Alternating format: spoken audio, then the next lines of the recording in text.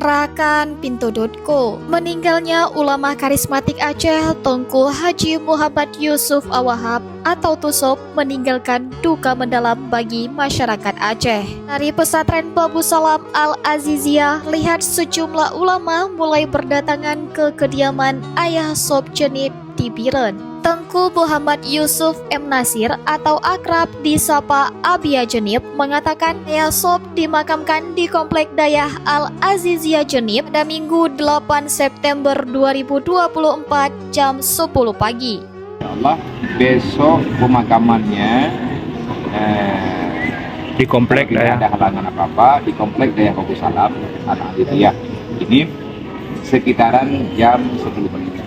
Dari Jakarta dilaporkan jenazah Tusop sudah tiba di Bandara Soekarno-Hatta dan menjalani proses kargo. Jenazah akan diterbangkan dengan pesawat Garuda Indonesia GA142 dari Bandara Soekarno-Hatta menuju Bandara Sultan Iskandar Muda dan akan tiba pada pukul 19.30.